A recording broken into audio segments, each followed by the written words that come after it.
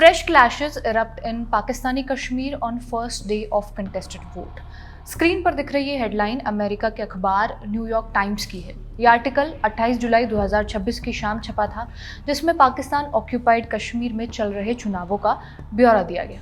ये लिखते हुए कि मीरपुर में हुई झड़प में गोली लगने से 2 लोगों की मौत हो गई है। खबर में ये भी बताया गया कि ज्वाइंट अवामी एक्शन कमेटी के बहुत सारे समर्थक रावलकोट में इकट्ठा हुए थे, जो कश्मीर के उस हिस्से के पास है जहां भारत और पाकिस्तान के बीच लाइन ऑफ कंट्रोल है। जब ये लोग मुजफ्फराबाद की ओर मार्च करने की कोशिश कर रहे थे, तब रावलकोट के बाहर पुलिस से इनकी झड़प हुई। झड़प और हिंसा की रिपोर्ट करती इस खबर पर भी विवाद हो गया है।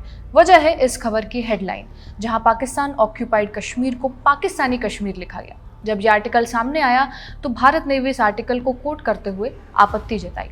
अमेरिका में भारतीय एम्बेसी ने 29 जुलाई की शाम एक्स पर एक पोस्ट करते हुए लिखा, ये भ्रामक और गलत है, क्योंकि पाकिस्तानी कश्मीर जैसी कोई चीज़ नहीं है, बल्कि ये सिर्फ पाकिस्तान के कब्जे वाला कश्मीर है।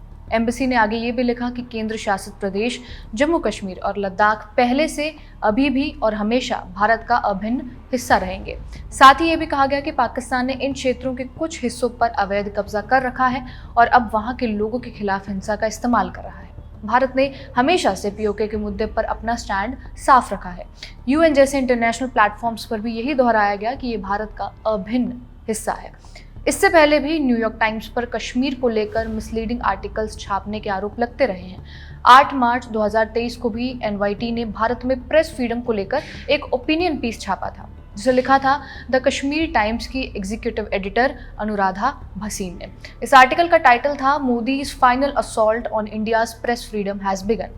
इस आर्टिकल में कश्मीर में सूचना पर पाबंदी लगाने के आरोप लगाए गए थे और इसमें यह भी कहा गया था कि बाकी भारत में भी प्रेस की आज़ादी का हाल कश्मीर जैसा हो सकता है।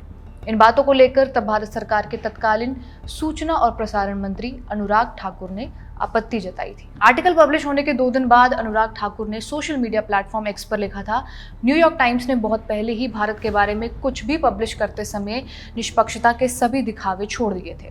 कश्मीर में प्रेस की स्वतंत्रता पर एनवाईटी की ये तथाकथित राय शरारतपूर्ण और काल्पनिक है, जिसका एकमात्र मकसद भारत और इसके लोकतांत्रिक संस्थानों और मूल्यों के बारे में प्रोपेगेंडा फैलाना है। उन्होंने आगे ये भी लिखा कि भारत का लोकतंत्र और यहाँ की जनता बहुत परिपक्व है और हम ऐसे एजेंडा संचालित मीडिया से लोकतंत्र का व्याकरण सीखने की जरूरत नहीं रखते। कश्मीर में प्रेस की आज़ादी के बारे में एनवाईटी द्वारा फैलाए गए सरासर झूठ निंदनीय है।